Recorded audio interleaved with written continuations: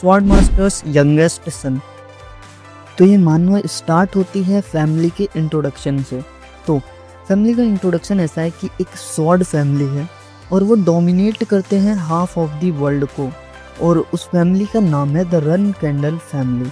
एक बहुत ही famous sword family है, मतलब पावरफुल तो है। देखो भाई, हाफ वर्ल्ड को डोमिनेट करते हैं तो पावरफुल तो होंगे ही, जैसी बात है।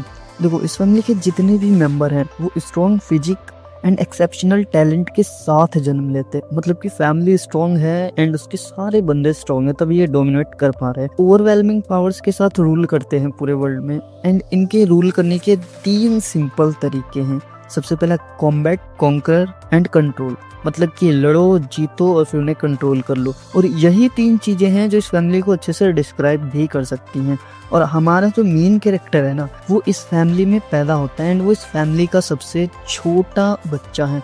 तो देखो, इस फैमिली में ना एक सिलेक्शन सेरेमनी होती है जिसमें ये बच्चों को फ्यूचर प्रेडिक्ट करते हैं कि कौन क्या बन सकता है, कितना ग्रेट है, कितनी ग्रेटनेस होगी उसके अंदर, जो भी है। एक जगह है जहाँ पर बहुत सारी स्वॉर्ड है, मतलब एक गार्डन सा है, उसमें बहुत सारी स्वॉर्ड लगी हैं। वहाँ पे इनमें से एक स्वॉर्ड चुननी होती है। तो इस हिसाब से जो हमारा कैरेक्टर है, मेन कैरेक्टर है, वो जो स्वॉर्ड पिक करेगा उससे पता चलेगा वो कितना ज्यादा इम्पोर्टेंट होने वाला है इस फैमिली के लिए। एंड इसने जो स्वॉर्ड पिक करी है उसके मुताबिक इसे नेक्स्ट फैमिली का हेड बनना चाहिए था। नेक्स्ट पैनल में एक आदमी दिखता है जो कि मेन कैरेक्टर का फादर है एंड करंट फैमिली हेड भी है, एंड वो प्राउडली कहता है, मुझे उम्मीद थी तुम यही तलवार चुनोगे। एंड मेन कैरेक्टर ने जो स्वॉर्ड पिक करी थी ना, वो स्वॉर्ड थी इस फैमिली के फाउंडर की, और वो सिंबल थी रन कैंडल फैमिली की, मतलब स्वॉर्ड तो काफी ज्यादा इम्पोर्टेंट थी। एंड उसके फादर बोलते हैं, हाउ इंटरेस्टिंग। तो अब मेन कैरेक्टर सोचता है कि फाउंडर की स्वॉर्ड पिक करी है, अब तो फ्यूचर सेट है, फुल्ली सक्सेसफुल होगा, फेम होगा, बस यही सब होगा लाइफ में। मगर एक बात जो बिल्कुल भी सेंस नहीं बनाती थी, वो ये थी कि मेन कैरेक्टर के पास स्वॉर्ड्समैनशिप का कोई टैलेंट ही नहीं था, मतलब 0 टैलेंट था। सब बोलने लगते हैं कि कोई रन कैंडल फैमिली से होकर भी स्वॉर्ड चलाने में इतना बेवकूफ कैसे हो सकता है। मतलब कॉमन सी बात है, अगर आप स्वॉर्ड्समैनशिप फैमिली से आते हो और आप स्वॉर्ड चलाने में इतने घटिया हो, मतलब बिलो एवरेज हो, एंड इस वजह से मेन कैरेक्टर को रन कैंडल फैमिली का डिसग्रेस और एम्बैरेसमेंट बोलने लगे। मतलब इसका स्टैंडर्ड फार बिलो था रन कैंडल के लिए, और टाइटल मिल गया फिर हमारे मेन कैरेक्टर को, एक the worst doings of the run candle. तो मतलब टाइटल मिल चुका था कि ये सबसे घटिया है। तभी हम नेक्स्ट पैनल पर देखते हैं कि कोई आवाज देता है, हे जिन, क्या तुम अभी भी यूजलेस स्वॉर्ड को स्विंग कर रहे हो? 2 कैरेक्टर दिखाए जाते हैं जिनमें से एक के हेयर व्हाइट है एंड एक के ब्लैक है। एंड ये बात व्हाइट हेयर वाला कैरेक्टर पूछता है, क्या तुम अभी भी एक यूजलेस स्वॉर्ड ही स्विंग कर रहे हो? एंड देन जो ब्लैक हेयर वाला होता है वो बोलता है, छोड़ दो इसे ऐसे ही, मेरे हिसाब से ये तब तक कोई स्वॉर्ड नहीं यूज करेगा जब तक इसके पास कोई स्पेशल स्वॉर्ड नहीं होती है। तो व्हाइट वाला पूछता है, तो कहाँ पे है तुम्हारी जो स्पेशल स्वॉर्ड है, ये कहाँ पे है? तो देखो, ब्लैक वाला बोलता है कि मुझे पता है, मतलब ये कोई स्पेशल स्वॉर्ड के बिना काम नहीं करेगा, लेकिन मैं जानना चाहता हूँ बरिसाडा कहाँ है। देखो, बरिसाडा मेरे हिसाब से इसका नाम मैंने सही प्रोनाउंसिएट किया होगा, ये उसी स्वॉर्ड का नाम है जिसे जिन ने, यानी कि मेन कैरेक्टर ने पिक करी थी। तो ब्लैक वाला भी पूछता है कि अगर इसके पास वो स्वॉर्ड है तो ये वुडन स्वॉर्ड क्यों यूज कर रहा है, मतलब स्विंग क्यों कर रहा है, उससे प्रैक्टिस क्यों नहीं कर रहा। अब वो मेन कैरेक्टर शांत खड़ा रहता है क्योंकि उसे पता है उसके पास कोई इतना टैलेंट है नहीं और वो इनसे इतना बोल नहीं सकता। सो व्हाइट वाला आगे आता है और कहता है, hey why are not you answering, अभी तक तुम कोई जवाब क्यों नहीं दे रहे। मतलब हाँ, यहाँ पे वो स्ट्रॉन्ग है इससे, तो जाहिर सी बात है इसे नीचा दिखा रहे हो, बुली कर रहे हैं। Your almighty brothers are asking a question, मतलब पता चल गया होगा अभी तक, ये दोनों उसके भाई हैं एंड उसको बुली कर रहे हैं क्योंकि इस फैमिली में ये ट्रेंड है, जो स्ट्रॉन्ग होगा वही रूल करेगा। एंड वो अभी से इसे काफ़ी ज़्यादा नीचे दिखा रहे थे। तो मेन कैरेक्टर को फिर वो जाके मारते हैं, वाइट वाला सबसे पहले उसे जाके मारता है एंड बोलते हैं कि तुम बहुत ही यूजलेस बास्टर्ड हो। जो मेन कैरेक्टर वो स्वॉर्ड पिक करने की कोशिश करता है, तो बोलते हैं फिर से कि तुम स्वॉर्ड स्विंग करने में क्यों खुद को परेशान कर रहे हो, why do you bother swinging that sword, क्यों ही कर रहे हो खुद को, कोशिश ही क्यों कर रहे हो जब कोई टैलेंट नहीं है, तो इट्स यूजलेस एनीवे। सो उनमें से एक उसके कुछ नोट्स होते हैं, थ्योरी होती है बेसिक स्वॉर्ड्समैनशिप की थ्योरी, वो उठा लेता है, मतलब उसे छीन लेता है एंड बोलता है कि तुम्हें लगता है कि थ्योरी पढ़ने से तुम एक स्वॉर्ड्समैन बन जाओगे अच्छे, देन जो वाइट वाला होता है वो उसकी जो स्वॉर्ड होती है वो भी तोड़ देता है एंड कहता है कि अगर हम यूजलेस कैरेक्टर्स को, यानी कि तुम्हें कोई मौका देते हैं, तो तुम क्या करोगे, तुम अपनी औकात भूल जाओगे और एक यूजलेस होप पे रहोगे कि हाँ कभी तो कुछ अच्छा हो सकता है, वो भी पावरफुल बन सकता है। एंड मेन कैरेक्टर कहता है तुम्हें ये करने की ज़रूरत नहीं थी, मतलब उसकी तलवार तोड़ने की जो लकड़ी की थी एंड उसकी थ्योरी की जो बुक थी वो फाड़ने की ज़रूरत नहीं थी। सो वाइट वाला मेन कैरेक्टर के बाल पकड़ता है एंड कहता है हम ये सब तुम्हारे सीख के लिए कर रहे हैं, तुम्हारे ही फ़ायदे के लिए कर रहे हैं और तुम हमसे उल्टा बोले जा रहे हो बार बार। एंड फिर वो बोलते हैं is that what your nanny taught you to do, मतलब यही तुम्हारी नैनी ने तुम्हें सिखाया करने के लिए। देन मेन कैरेक्टर बोलता है कि गिल्ली का इससे कोई भी लेना देना नहीं है। बेसिकली यहाँ पे जो मेन कैरेक्टर है उसकी जो नैनी है उसका नाम है गिल्ली। तो वो दोनों भाई उसको और बुली करते हैं एंड कहते हैं seeing how you are still defying us, देखो तुम हमें कैसे अभी तक मना कर रहे हो। एंड इससे हमें पता चलता है कि हमें थोड़े से गुड मैनर्स एंड लेसन्स तुम्हें सिखाने पड़ेंगे, मतलब कुल मिला के मेन कैरेक्टर की कुटाई करने की बात कर रहे थे वो।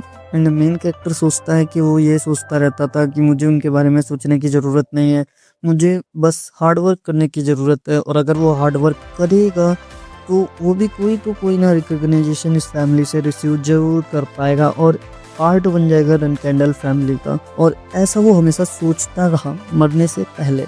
नेक्स्ट पैनल पे हम जैसे जाते हैं सबसे पहले तो हमें देखने को मिलता है कि मेन कैरेक्टर का नाम फिर पता चलता है, मतलब मेन कैरेक्टर को इस फैमिली से निकाल दिया, मतलब वो जो इतनी उम्मीद लगा के बैठा था हार्ड वर्क करने से सब ठीक हो जाएगा, रनकेंडल फैमिली का वो पार्ट बन जाएगा, लेकिन ऐसा कुछ भी नहीं हुआ।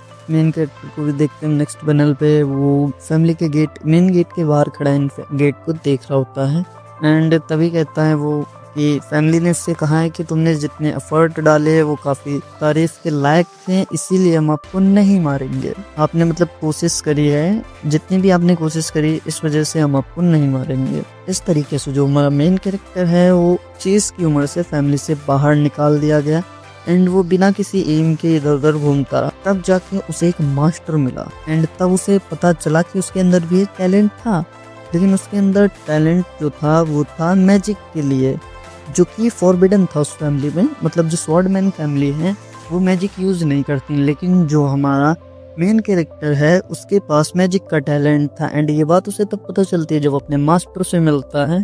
फिर नेक्स्ट पैनल में हमें 3 साल बाद की बात दिखाई जाती है, जहाँ पे कोई कह रहा होता है कनेक्ट द माना that exist in nature and the magicians माना टू रिकवर माना, मतलब यहाँ कुछ बात कर रहे हैं माना से रिलेटेड। माना तो समझ के होंगे आप, सिंपल सी बात है उनकी पावर्स। अगर आप नेचर से पावर लेते हैं तो आप अपने अंदर की पावर को रिकवर कर सकते हैं, सिंपल बात ये चल रही है यहाँ पे। एंड नेचर से माना लेने के बाद उस माना को स्ट्रॉन्ग बनाओ जो कि तुम्हारे अंदर पहले से थे। ये बात हमारा मेन कैरेक्टर एक लैब में कह रहा होता है खड़े होके। देन तभी हम देखते हैं अचानक से नेक्स्ट पैनल पे एक ब्लैक शैडो सी निकल कर आती है एंड मेन कैरेक्टर काफी ज्यादा डरा हुआ होता है एंड फिर आगे जाके हम देखते हैं वो पूछता है कि तुम कौन हो एंड उसके सामने एक बहुत ही पावरफुल एंटिटी खड़ी होती है एंड वो कहती है आई एम सोल रेड। मेरे हिसाब से इसका नाम मैंने सही लिया होगा, बाकी आप देख तो रहे होंगे पैनल पे। खाली देखो जब ये जिन सवाल पूछता है कि तुम कौन हो तब वो बोलता है the master of all shadows Jin Runcandel, मतलब वो जिन को यहाँ पे मास्टर ऑफ ऑल शैडोज बोल रहा है मेरे हिसाब से। तो कहता है कि मैं तुम्हें एक कॉन्ट्रैक्ट देना चाहता हूँ as the god of shadows, मतलब वो खुद गॉड ऑफ शैडोज एंड जो जिन है वो उसको मास्टर बनाना चाहता है। एंड नेक्स्ट पैनल पे हम देखते हैं कि वो कह रहा है अगर तुम एक कॉन्ट्रैक्ट मेरे साथ बनाओगे तो ना ही केवल तुम जो शैडो पावर है उसको यूज कर पाओगे, बल्कि जितने भी तुम पे कर्ज होंगे वो सारे हट जाएंगे। मतलब अगर कोई मेन कैरेक्टर पर श्राप लगाता है या किसी तरह से उस पर कोई कर्ज यूज करता है तो वो सारे हट जाएंगे उसके ऊपर से। जो सोल्ड्रेट है जो कि गॉड ऑफ द शैडोज है वो बताता है कि शायद तुम बचपन में किसी से बहुत ज्यादा हेटेड थे क्योंकि पहले से ही किसी ने तुम्हारे टैलेंट को कट कर दिया है, तुम्हारे टैलेंट पे किसी ने कर्ज लगाया हुआ है, श्राप लगा रखा है तुम्हारे टैलेंट पर। मेन कैरेक्टर पूछता है एक कर्ज? यस, एंड इट कर्ज known as the bladed illusion. जो कर्ज है वो ब्लेडेड इल्यूजन है एंड ये कर्ज क्या करती है कि सप्रेस कर देती है जितने भी स्वॉर्ड्समैनशिप से रिलेटेड टैलेंट होते हैं उनको दबा देती है। तो मतलब मेन कैरेक्टर पैदा तो टैलेंट के साथ हुआ था लेकिन किसी ने उसके टैलेंट को दबा दिया था और ये काफी ज्यादा टेरिबल कर्ज है जो कि एग्जिस्ट नहीं कर सकता एक रनकेंडल फैमिली में। जाहिर सी बात है अगर ऐसा कोई भी कर्ज इस फैमिली में होगा तो उनकी फैमिली के रूल्स के खिलाफ ही हो गई ना ये बात, क्योंकि वो स्वॉर्ड्समैनशिप फैमिली से है। तभी सोल्ड्रेट कहता है कि that's why I was drawn to you, मतलब यही रीजन है जिसकी वजह से मैं तुम्हारी ओर खींचा चला आया।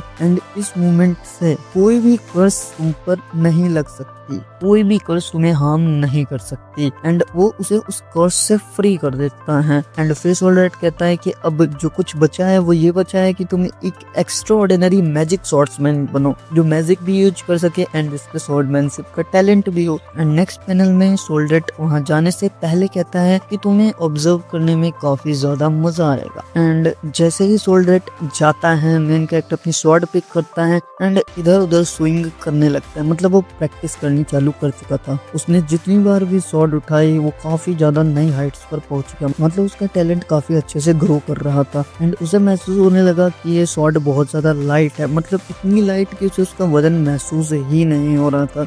उसे लग रहा था कि इसे घुमाना इतना आसान है जिसमें अपने हाथों को इधर उधर घुमा रहा था। एंड जो उसे टाइटल मिला था the worst doings in the history of the Runcandel family, वो अब टूट सकता था, क्योंकि अगर वो उसमें थोड़ा सा स्वॉर्ड्समैनशिप में मैजिक ऐड कर दे तो वो काफी ज्यादा स्ट्रॉन्ग बन सकता था। इसी वजह से अब ये टाइटल नहीं एग्जिस्ट करने लग गया था, सीज हो चुका था, क्योंकि अब वो इतना भी बेकार और इतना कमजोर नहीं रहा था। एंड वो सोचता है फाइनली उसका हार्डवर्क, मतलब उसकी मेहनत का फल उसे मिल चुका है। सो देखो नेक्स्ट पैनल पर हम देखते हैं कि जो हमारा मेन कैरेक्टर है वो स्वॉर्ड्समैनशिप की प्रैक्टिस कर रहा है। 3 नाइट है जो कि उसे बैकग्राउंड में काफी दूर से देख रहे थे। एंड तभी नेक्स्ट पैनल में हमें पता चलता है कि हमारा मेन कैरेक्टर मरने की हालत में आ गया था। तभी मेन कैरेक्टर कहता है कि मैंने अभी कुछ सुना, एक स्क्रीम, एक चिल्लाने की आवाज, एंड उसकी जो बॉडी थी वो काफी उसे फील होती है बहुत ज्यादा है। अभी देखो उसकी बॉडी फील इसलिए हैवी हो रही थी क्योंकि नेक्स्ट पैनल पर हम देखते हैं वो एक मलबे के नीचे दबा हुआ है, उसके ऊपर बहुत सारे पेड़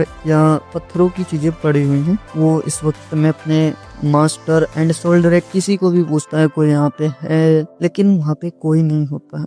मेन कैरेक्टर सोचता है कि मैं सोते हुए कैसे मर सकता हूँ, क्योंकि मैं यूजलेस था आफ्टर ऑल, ना ही जो मुझे भी नई पावर मिली थी सोल्डरेट से और जो मेरे पास मैजिक था मैं वो कुछ भी यूज नहीं कर पाया। वो कहता है कि अगर ऐसे ही सब कुछ खत्म होना था तो मुझे दूसरा चांस दिया ही क्यों गया।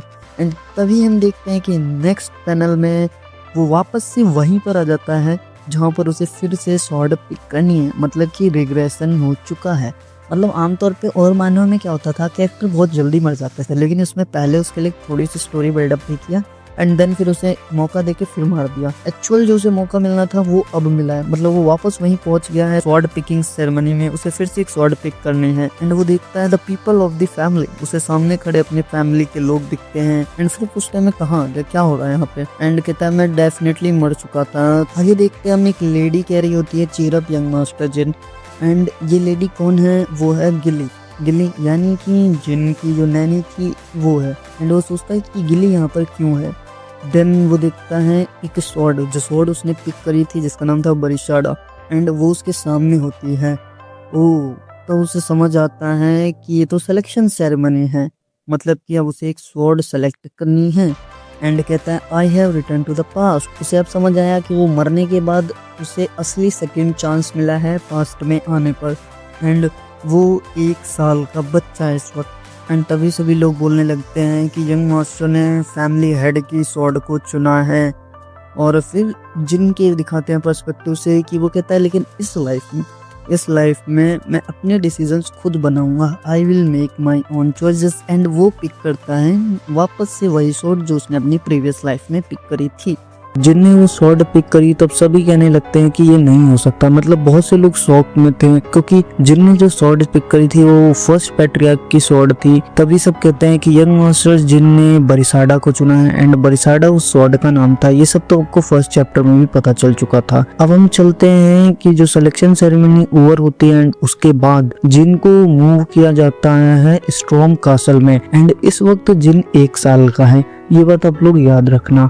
तो अब कहानी सीधे स्विच होती है स्ट्रॉम कासल पे 6 साल के बाद की। देखो स्ट्रॉम कासल एक ऐसी जगह है जहाँ पर रनकेंडल फैमिली के बच्चों को 10 साल तक, जब तक उनकी एज नहीं होती, उन्हें वहीं रहना पड़ता है। तो इस वक्त जिन टोटल 7 साल का हो चुका है, क्योंकि ये कहानी 6 साल के बाद की अब चल रही है। तो ये कहानी है सिलेक्शन सेरेमनी के 6 साल के बाद की। तो उस वक्त वो 1 साल का था, तो मतलब अब जिनको टोटल 7 साल हो चुके हैं। एंड अब हमें दिखाया जाता है स्टॉर्म कासल, उसके चारों तरफ लाइटनिंग हुई है, जैसा कि नाम से ही हमें पता चल गया कि इसका नाम स्टॉर्म कासल क्यों है। फिर आगे हम देखते हैं कि जिन कुछ बुक्स को उठाने की कोशिश कर रहा होता है, लेकिन उसकी हाइट वहां तक नहीं पहुंच पाती है। फिर वो बताता है कि अब तक मुझे यहाँ आए हुए, मतलब स्टॉर्म कासल में आए हुए टोटल 6 साल हो चुके हैं एंड मुझे यहाँ तब तक रहना है जब तक मैं 10 साल का नहीं हो जाता हूँ, ये फैमिली का रूल है एंड अभी मुझे 3 साल और रुकना है। फिर वो बोलता है मैं बहुत ज्यादा बोर हो चुका हूँ यहाँ पर रह के। एंड तभी हमें अचानक से एक मेड की चिल्लाने की आवाज आती है एंड तभी जिन वहाँ पे जाता है एंड उससे पूछता है क्या हुआ। एंड तभी वो बताती है यंग मास्टर, आपके कमरे में एक मरी हुई चिड़िया पड़ी है। एंड फिर जिन को याद आता है कि ऐसी चीजें उसके साथ अगर कोई स्टॉर्म कासल में कर सकता है तो वो कौन है, एंड वो कोई और नहीं है। तभी हमें पीछे से आवाज आती है, कोई बोलता अरे बेचारी बर्ड मर गई। एंड तभी जिन कहता है ब्रदर्स। एंड फिर ये वही दोनों भाई हैं उसके जो उसे प्रीवियस लाइफ में बहुत परेशान करते थे एंड फर्स्ट चैप्टर में इनके बारे में हमने देखा भी था। एंड फिर से ब्लैक वाला जो है उसका नाम है डे टोना रनकंडल एंड ये 9 साल का है एंड ये 11th सन है। उन 13 भाइयों में से ये 11th नंबर पर आता है एंड इसका नाम है डे टोना। तो ये कहता है काफी बुरा हुआ जो मेड ने इसे पहले फाउंड कर लिया, मतलब उनने ये स्पेशली रखा था जिन के लिए। एंड तभी जो व्हाइट वाला था उसका नाम होता है हे टोना, मतलब डे टोना हे टोना, काफी अजीब नाम है। एंड ये भी 9 साल का होता है एंड ये 12th सन होता है रनकंडल फैमिली का। एंड ये कहता है हाँ ये हमने वैसे असलियत में तुम्हारे लिए देखी थी, तुम देख सको इसे। एंड फिर वो पूछते हैं कि हमारा गिफ्ट तुझे कैसा लगा, कहीं तुमसे काफी ज्यादा दुखी तो नहीं हो गए, तुम्हारे आंसू तो नहीं निकल रहे हैं ये देख के। एंड तभी जिन अपनी पास्ट लाइफ की मेमोरीज को याद करता है एंड वो कहता है ये दोनों बहुत ही बड़े मर्डरर बन चुके थे जब ये फ्लैग बेरर्स बने थे। एंड फ्लैग बेरर्स कौन होते हैं, वो इस फैमिली के फुल नाइट होते हैं। मतलब वो कहता है ये भी 9 साल के हुए हैं एंड इन्हें एक इनोसेंट बर्ड मार दी ताकि ये मुझे परेशान कर सके। उनमें से व्हाइट वाला, एंड उनके नाम मैंने पहले ही बता दिए, जो व्हाइट है उसका नाम हे टोना है। तो हे टोना उससे कहता है कि क्या तुम रो रहे हो, तो तुम रो मत, तो अगर तुम रोगे तो काफी ज्यादा अनोइंग होगा। एंड जिन अभी भी शांत है। एंड डे टोना कहता है तुम अभी हमें सुन सकते हो क्या। तो देखो हे टोना कहता है जो नेक्स्ट पैट्रियार्क बनने के लिए डेस्टिन्ड है शायद हम उसके लिए कुछ भी नहीं है, वो हमारे बारे में कुछ भी नहीं सोचता है। एंड फिर जो डे टोना था वो कहता है कि तुम बरिसाडा कहाँ छोड़ के आ गए अपनी। एंड इस वक्त भी जिन पूरी तरह से शांत था, मतलब वो गुस्से में तो बहुत है लेकिन शांत है। एंड फिर हे टोना अपना कान उसकी तरफ करते हुए कहता है क्या तुमने कुछ कहा, फिर से कहो उसे एक बार। एंड हे टोना उसको पंच करने की कोशिश करता है। वो कहता है तुम बहुत ज्यादा क्वाइट हो, मैं तुम्हें सुन नहीं पा रहा हूँ। जिन यहाँ पे हे टोना का हाथ पकड़ता है, उस पंच को रोकता है एंड कहता है मैंने कहा सकता है लव। एंड इस वक्त हम देख सकते थे उसकी आंखों में जो ग्लेयर था वो काफी ज्यादा खतरनाक था। एंड वो एक जोरदार पंच मारता है टोना को। एंड ये पंच जैसे उसे पड़ता है कहता है तुम्हारी हिम्मत कैसे हुई। एंड वो फिर से उसे एक पंच मारता है बहुत ज्यादा तगड़ा। जिन कहता है कि अब तक मैं तुम्हारी बहुत सारी ये चीजें झेलता रहा लेकिन अब नहीं, अब मैं और नहीं इसे झेल सकता। एंड वो उन दोनों की जो तगड़ी वाली पिटाई करता है ना, मतलब बहुत तगड़ा कूटता है उन्हें। एंड कहता है, एंड फिर जिन उनसे कहता है जितना ज्यादा हो सके ना तुम दोनों मेरी नजरों से बाहर ही रहना, नहीं तो मतलब फिर से कूट देगा उन्हें। मतलब जायज सी बात है, वो अपने पास लाइफ का इस वक्त उनसे बदला ले रहा है एंड उनने जो किया उसके लिए ये जायज भी है। एंड तभी वहाँ पर एक नाइट आता है एंड वो कहता है यहाँ पर क्या हो रहा है यंग मास्टर। एंड तभी जिन कहता है खान, मतलब जो नाइट है उसका नाम खान है, कहता है यंग मास्टर जिन यहाँ पर क्या हो रहा है, क्योंकि जो हे टोना और डे टोना थे ये दोनों जमीन पर पड़े होते हैं एंड ये दोनों घायल भी होते हैं। एंड तब जिन कहता है कि ये दोनों आपस में लड़ रहे थे। एंड जो नाइट होता है यहाँ पर उसे कुछ समझ नहीं आता है, तो वापस से जिन कहता है क्या तुमने मुझे सुना नहीं, मैं कह रहा हूँ ये अचानक से लड़ने लगे एंड कोलैप्स करके। फिर जो खान होता है वो मन में सोचता है ऐसा ही एक्सपेक्टेड था एक रनकंडल से, इनका जो बच्चा है वो भी काफी ज्यादा फियर्स है, मतलब उसका ऑरा काफी तगड़ा था। एंड फिर खान कहता अच्छा मैं समझ गया कि इनके साथ क्या हुआ है, तो मैं इन्हें डॉक्टर के पास ले जाता हूँ। जिन यहाँ पे कहता नहीं खान, मतलब वो चाहता ही नहीं कि डॉक्टर के पास जाए, इन्हें कहीं और जाने की जरूरत है, इनकी जैसी हरकत है ना इनका इलाज होना भी नहीं चाहिए। एंड वो खान को कहता है मुझे फॉलो करो। एंड फिर वो उसे लेके जाता है गार्डन की तरफ जहाँ पे शायद उसने उस चिड़िया को दफनाया होता है। एंड देन चिड़िया को दफनाने के बाद वो हे टोना और डे टोना को एक पेड़ के नीचे छोड़ देता है। एंड बहुत तगड़ी बारिश हो रही होती है। तभी जो खान होता है वो कहता है कि आप इन दोनों को यहीं पर बाहर छोड़ के चले जाएंगे यंग मास्टर, क्योंकि रेन स्टॉर्म जो है वो धीरे धीरे बहुत ज्यादा पावरफुल और स्ट्रॉन्ग होता चला जाएगा। तभी जो जिन होता है वो कहता है इन्हें अवेयर होना चाहिए कि इन्होंने कैसा काम किया है, इन्हें अपने काम के बारे में पता होना चाहिए। एंड तब खान कहता है जैसा आपका ऑर्डर हो यंग मास्टर। एंड फिर जिन वहां से चला जाता है। लेकिन जो खान था वो जिन के आसपास मौजूद उस ऑरा को पहचान लेता है। एंड वो कहता है ये कोई मामूली ऑरा नहीं था, ये एक ऐसी फोर्स है जिसके बारे में वो भी समझ नहीं पा रहा था, क्योंकि जो रन कैंडल होते हैं वो ऑरा के बारे में तो जानते हैं, लेकिन जैसी बात है जिन ऑरा नहीं यूज कर रहा था। जिन के पास था सोल राइट का कॉन्ट्रैक्ट, तो मतलब वो मैजिक भी हो सकता था। एंड खान को ये डाउट था क्योंकि इस फैमिली में मैजिक अलाउड नहीं है। वो जिन के हाथ पे देखता है, जिन के हाथों से शैडो एनर्जी निकल रही होती है। तभी वो सोचता है कि ये माना तो नहीं हो सकती। एंड अगर कोई ऐसा केस है तो ये मैटर कोई दो भाइयों के बीच की लड़ाई नहीं हो सकती है। एंड ये जल्दी से जल्दी मुझे पैट्रियार्क को बताना पड़ेगा। एंड तभी वहां पर खड़े एक मेड को वो बोलता है तुम। एंड वो कहता है यस सर नाइट, मेरे लिए एक हॉर्स लेके आओ। एंड खान तभी घोड़ा लेके वहां से निकल जाता है।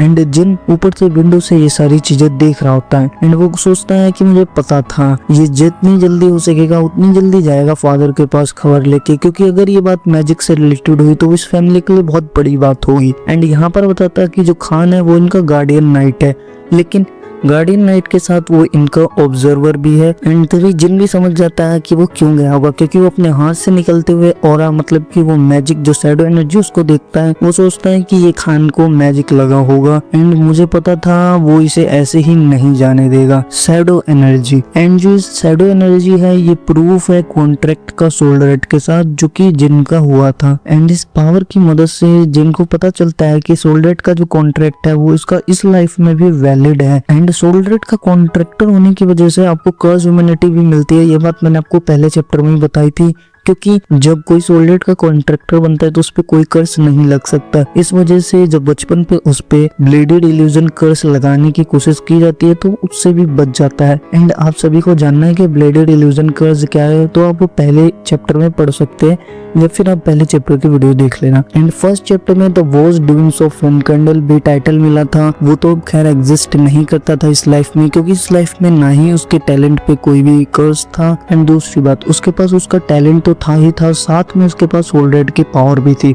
तो जाहिर सी बात है वो इस लाइफ में बहुत सारी चीजें डिफरेंट होंगी। एंड फिर जिन कहता है अब जो बचा है वो बचा है केवल फादर से मीटिंग करना। फिर जो खान है वो उसके फादर के पास पहुंच जाता है एंड उन्हें सब कुछ बता देता है। देन जो पैट्रियार्क है वो कहता है कि यंगेस्ट ने टोना ट्विंस को हरा दिया। देखो वो डे टोना और हे टोना उनको टोना ट्विंस के नाम से भी जाना चाहता है। एंड फिर वो कहता है खान सभी फ्लैग बीरर्स को असेंबल करो, अब मुझे जाना है खुद देखने के लिए यंगेस्ट को। मतलब अब जो पैट्रियार्क है वो खुद जाकर यंगेस्ट से मिलेंगे, मतलब जिन रन कैंडल से। एंड नेक्स्ट पैनल में हम देखते हैं कि 7 फ्लैग बीरर्स जो रन कैंडल फैमिली के हैं एंड 200 नाइट्स हैं जो कि असेंबल हो चुके हैं। एंड यहाँ पर जो पैट्रियार्क है वो कहता है बहुत अच्छा है। एंड जितने भी क्या कहते हैं फ्लैग बीरर्स थे वो सारे असेंबल होते हैं वहाँ पर। देखो फ्लैग बीरर्स अगर आप अभी तक समझ नहीं पाए तो वो इस फैमिली के वो वंशज हैं जो एक फुली नाइट बन चुके हैं एंड स्ट्रॉन्ग एंड कैपेबल है। एंड उनके पास एक अच्छी खासी अथॉरिटी भी है इस फैमिली में। वो सारे इकट्ठे हो जाते हैं एंड फिर जो उनका हेड है वो कहता है चलो चलते हैं स्टॉर्म कासल। अचानक से इकट्ठे होने का ऑर्डर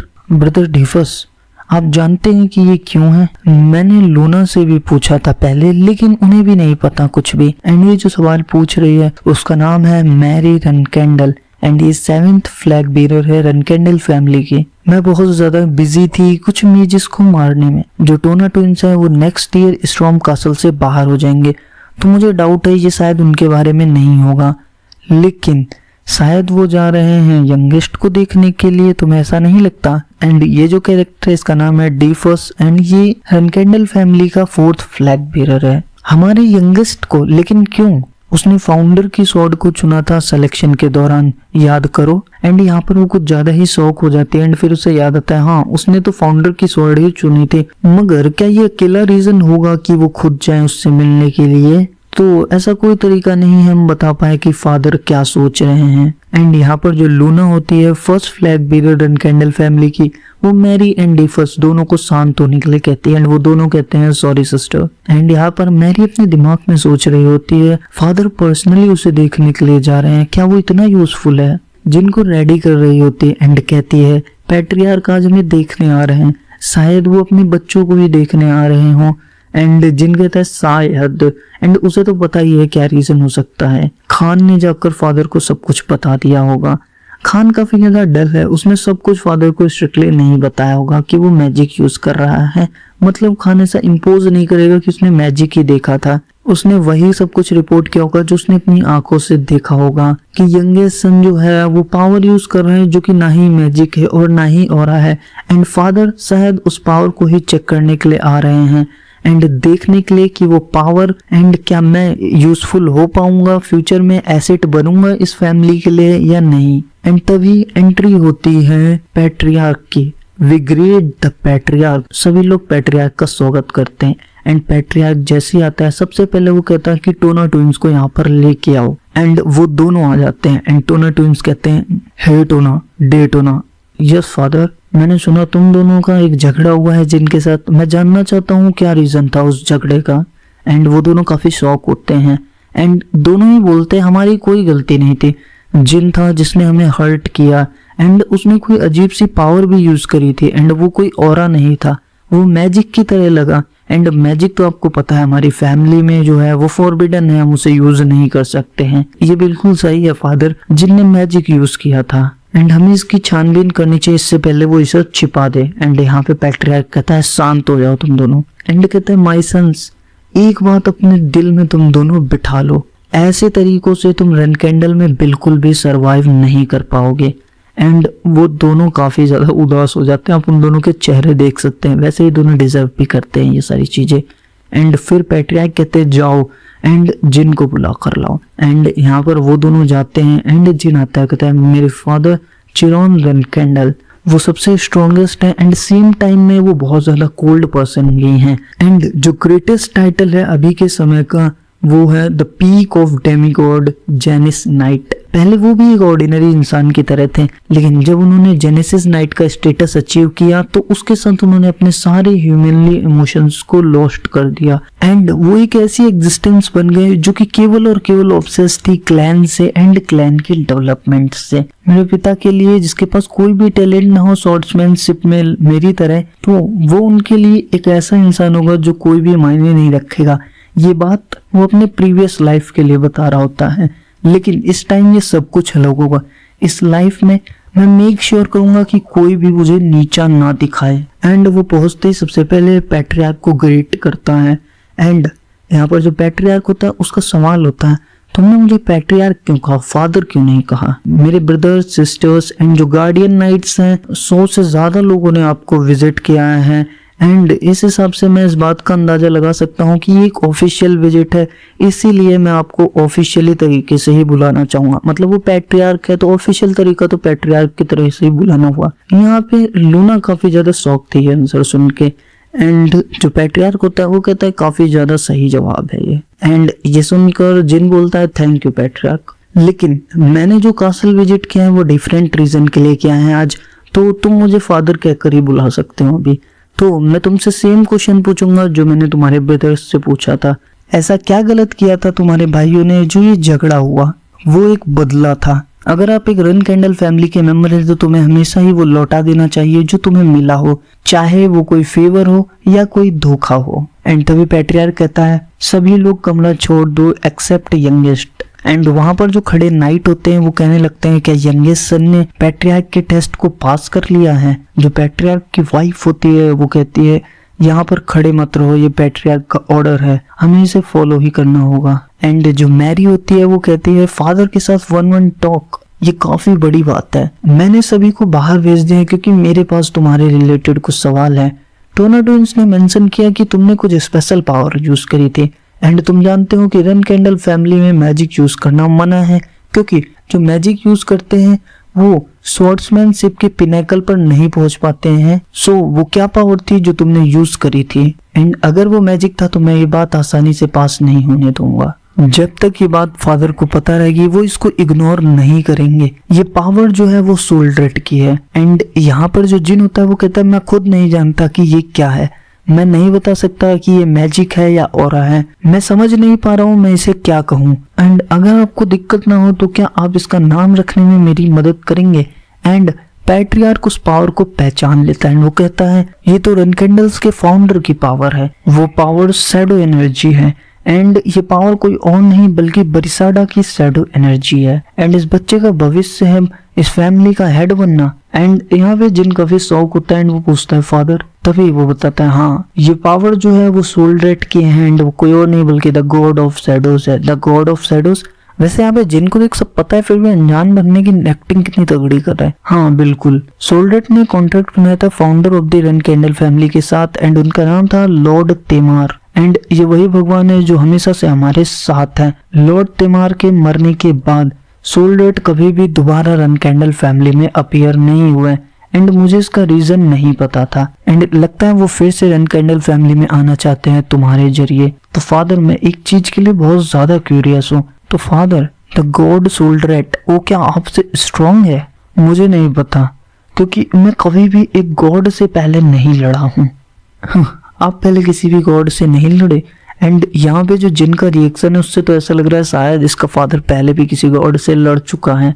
एंड यही एक बेस्ट आंसर था जो उसके फादर ने उसे दिया।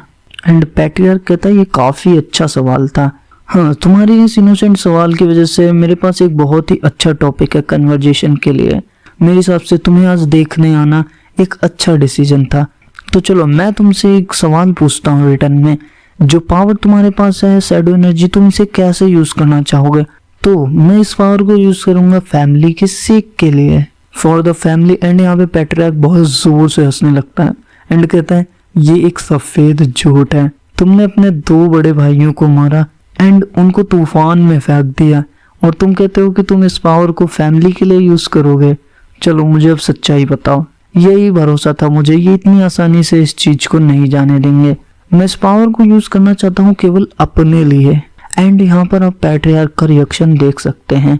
ठीक है मुझे ये सही लगा, अब से मैं तुम्हारे ऊपर अपनी नजर बनाए रखूंगा। एंड ये बात कहते ही वो जिन के नजदीक से निकलता है एंड जिन को उसकी पावर की जो प्रेजेंस महसूस होती है, मैं सेफली बाहर निकल आया इन सब चीजों से। एंड उसने जो है वो जस्टिफिकेशन भी दे दी शैडो एनर्जी को यूज करने के लिए। एंड अब उसके फादर को उससे काफी ज्यादा एक्सपेक्टेशन भी है। ये रिजल्ट उसने भी एक्सपेक्ट नहीं किया था क्योंकि अपने प्रीवियस लाइफ में वो बहुत ज्यादा डिमोटिवेटेड रहता था, वो टैलेंटलेस था इस वजह से। एंड वो कहता भी है ये जिंदगी काफी ज्यादा अलग है उसकी पुरानी लाइफ से। एंड यहाँ पर मैरी आती है एंड वो बुलाती है यंगेस्ट वन। एंड यहाँ पर मैरी आती है एंड जिन को कुछ देती है एंड जिन पूछता है सिस्टर मैरी ये क्या है? ये एक स्पेशल प्रेजेंट है तुम्हारी सिस्टर की तरफ से। एंड ये गिफ्ट वो नैनी को दे देती है। इसे अच्छे से उबालना एंड अच्छे से चबाना एंड जल्दी से स्ट्रॉन्ग हो जाओ, समझ गए? यहाँ मैरी से कोई पूछता है तुम्हारा लगेज कहाँ है? वो तो मैंने यंगेस्ट को दे दिया। वो खुश हो गए ये गिफ्ट जिन को क्यों मिला, मतलब मैरी ने जिन को ये गिफ्ट क्यों दिया, ये सोचकर जिन भी काफी शौक है। एंड जब वो उस गिफ्ट को खोल कर देखते हैं तो उसके अंदर होता है एक फियोनिक्स का हार्ट। एंड जिन कहता है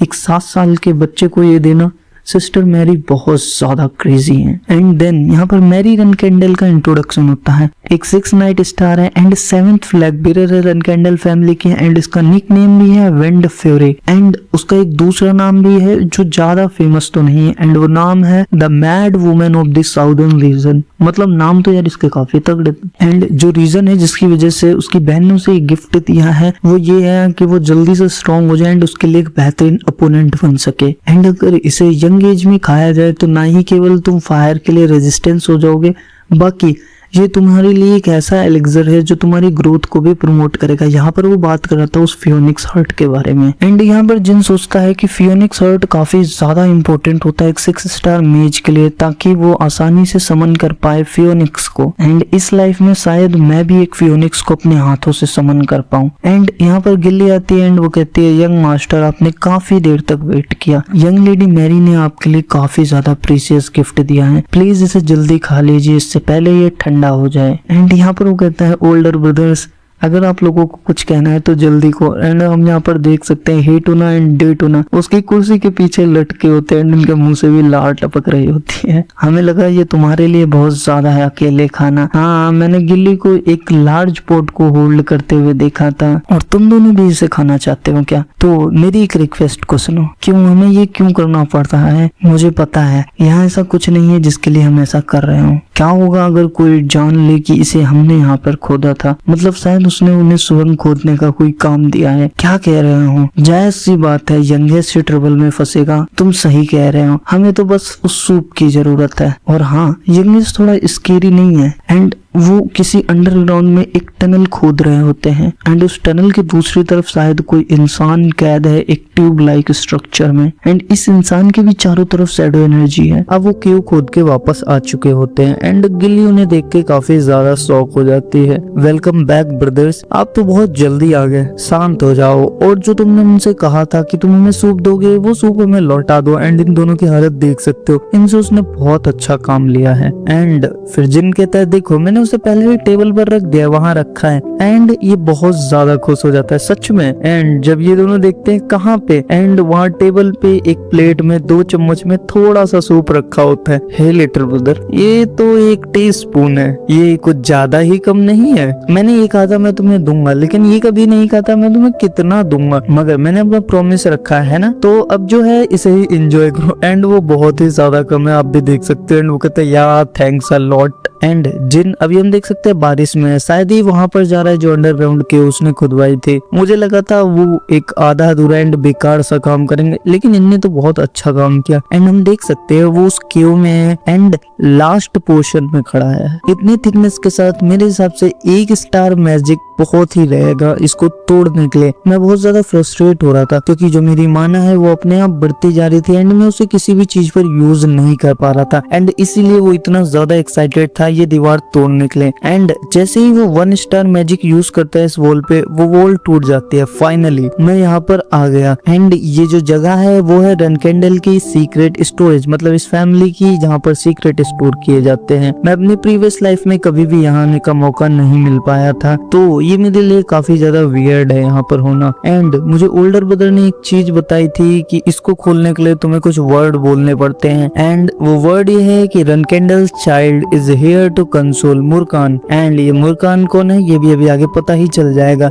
एंड देन वो गेट खुलता है, जैसे खोल रहा सिम सिम वैसे इसका एक कोड है एक हिसाब से हम कह सकते हैं। एंड जिन अब एंटर करता है रनकेंडल्स के सीक्रेट स्टोरेज में, तो ये वो जगह है जहाँ पे रनकेंडल बहुत सी फैमिलीज के सीक्रेट को स्टोर करते हैं जो उन्होंने लास्ट 1000 ईयर्स में इकट्ठे किया है। ये काफी बड़ी है एंड इसमें वही एंटर कर सकते हैं जो कि इस फैमिली के फ्लैग बेरर है। एंड हमें इसमें उसके पास्ट की मेमोरीज दिखाई जाती है। इसमें डीफस जो है, जो कि हमने पहले चैप्टर्स में भी इसको देखा था, एंड इसमें ये बताता है कि डीफस ने उसे बोला था तुम्हें उसके बारे में जानने की कोई जरूरत नहीं है क्योंकि उसके अंदर कोई भी ऐसी क्वालिफिकेशन नहीं थी कि वो एक फ्लैग बेरर बन पाए, मगर इससे उसको बहुत ज्यादा मदद मिली थी। अब हम देखते हैं जो जिन रनकेंडल है वो अब उसी इंसान को देख रहा है जो कि एक ट्यूब लाइक स्ट्रक्चर में बंद था एंड उससे शैडो एनर्जी निकल रही थी। एंड वो कहता है ये क्या है, ये कोई ह्यूमन नहीं है। एंड जब वो उसे छूता है, मतलब ट्यूब लाइक स्ट्रक्चर को छूता है, तो कहता है ये चीज, तभी उसे कुछ रियलाइज होता है। वो कहता है क्या ये वो है? Runcandel family's child is here to console Murkan. देखो ये उनका वो है एंटर करने के लिए जो कोड है। एंड देन उसे रियलाइज होता है कि ये ब्लैक ड्रैगन मुर्कान है, मतलब जो ट्यूब लाइक स्ट्रक्चर में इंसान कैद है वो असल में एक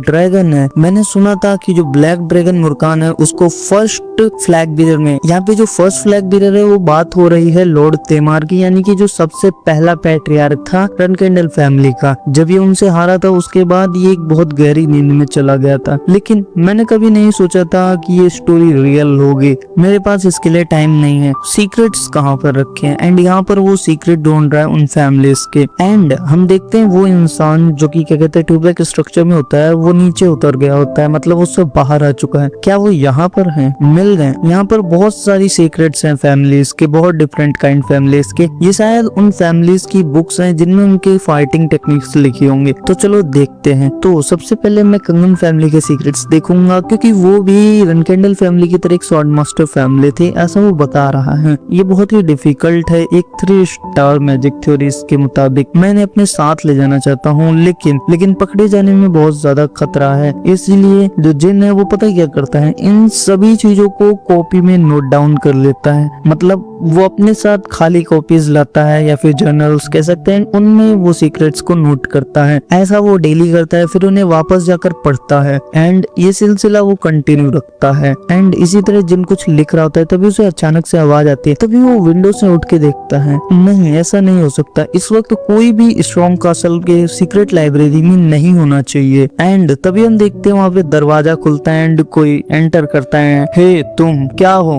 एंड ये कोई और नहीं बल्कि मुर्कान ही है, मतलब द ब्लैक ड्रैगन। एंड ये देख के जिन को बहुत ज्यादा शौक लगता है, वो पूछता है मुर्कान यहाँ पे क्यों है? मैंने कभी नहीं सुना था मुर्कान की अवेकनिंग को अपनी पुरानी जिंदगी में। चलो शांत हो जाते हैं, क्योंकि मुर्कान जो है वो फैमिली गार्डियन है, तो शायद वो मुझे जाने दे। मैं अगर कोई थोड़ी सी से रिस्पेक्ट दिखाऊंगा, मैं अगर एक बच्चे की तरह एक्ट करता हूँ तो Runcandel's child greet the family guardians. And यहाँ पे मुर्कान कहते हैं गार्डियन, तुमने मुझे गार्डियन कहा? एंड ये देख के जिन काफी ज्यादा शौक हो जाता है, तुमने मुझे गार्डियन कहा? तुम्हारी हिम्मत कैसे हुई मुझे बस एक गार्डियन की तरह ट्रीट करने की? डैम यू रनकेंडल, क्या तुमने बस सबको यही बताया मेरे फर में? एंड इसका रिएक्शन कितना ज्यादा फनी एंड ऑसम है। एंड ये यहाँ पे वेल्डोरा की थोड़ी बहुत याद दिला रहा है। अगर आपने that time reincarnated as a slime देखा तो आपको पता होगा, एंड अगर नहीं देखा तो उसका सीजन 4 भी आ गया, उसकी वीडियो मैंने अपलोड करी, आप चेक कर सकते हैं उन्हें भी। तो खैर फिर मैं अपना गुस्सा इस बच्चे पे नहीं उतार सकता, लेकिन ये मुझे बहुत ज्यादा गुस्सा दिला रहा है। एंड यहाँ पे जिन सोचता है इसने पहले ही मुझ पर इतना गुस्सा निकाल दिया, अब और क्या ही बचा है। एंड यहाँ पे मुर्कान करता है, डैम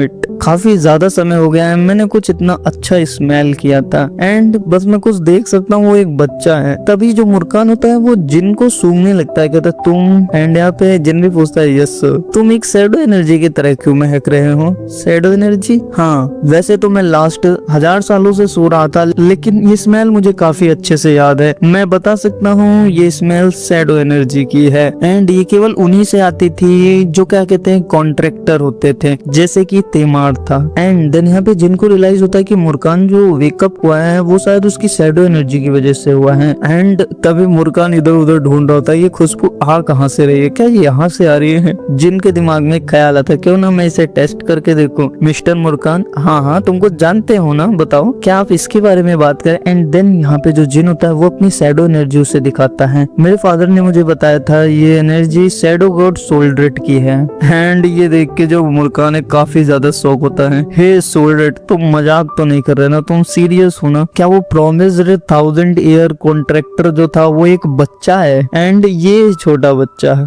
एंड ये देख के जिनको समझ नहीं पा रहा था एंड दोनों ही शांत खड़े रहते हैं। हे बच्चे, यस मिस्टर मुर्कान, तुम्हें पता है मैंने एक प्रॉमिस किया था सोल्ड्रेट के साथ एंड लगता है कि अब मुझे तुम्हारे साथ कोऑपरेट करना पड़ेगा उस प्रॉमिस को रखने के लिए। एंड जिस तरह से मुर्कान ये चीजें बोल रहा है ना, आप उसकी शक्ल देख सकते हो, बहुत ज्यादा हैप्पी तो है नहीं, उसे काफी ज्यादा डिसअपॉइंटमेंट हुई है देख के। एंड जिन यहाँ पे सोच रहा होता है प्रॉमिस वो भी सोल्ड्रेट के साथ। मैं तुम्हें बाद में डिटेल्स बताऊंगा, मैं अभी जगह हूँ तो मैं चीजों को एक तरीके से सोच नहीं पा रहा हूँ एंड मुझे लगता भी नहीं तुम नहीं समझ पाओगे क्योंकि तुम अभी बहुत बच्चे हो। लेकिन अगर तुम एक सोल्ड्रेट के कॉन्ट्रैक्टर हो तो मैं तुम्हें फॉर्मली इंट्रोड्यूस करूंगा अपने आप को। मैं मुर्कान सोल्ड्रेट का रिप्रेजेंटेटिव हूँ एंड उसका दोस्त भी। मैं लास्ट डिसेंडेंट्स हूँ उन बींग्स का जो सबसे पहले क्रिएट हुई थी शैडोज के जरिए एंड 1000 साल पुराने कॉन्ट्रैक्ट के जरिए अब से मैं तुम्हारे साइड रहूंगा। एंड इसका डिजाइन कितना ज्यादा ऑसम है एंड आप देख सकते हैं जिन उसके पंजों के सामने कितना ज्यादा छोटा लग रहा है। एंड जिन ये बात सुन के काफी शौक रहता है, बाय माई साइड तो अपना नाम बताओ सोल्ड्रेट कॉन्ट्रैक्टर। जिन रनकेंडल, मैं 13th एंड सबसे छोटा बच्चा हूँ रनकेंडल फैमिली का। फाइनली अब वो मिल चुका है जो कि एक स्ट्रॉन्ग एंड बहुत ही ज्यादा पावरफुल कैरेक्टर है जो कि उसके साइड होगा। अब ब्लैक ड्रैगन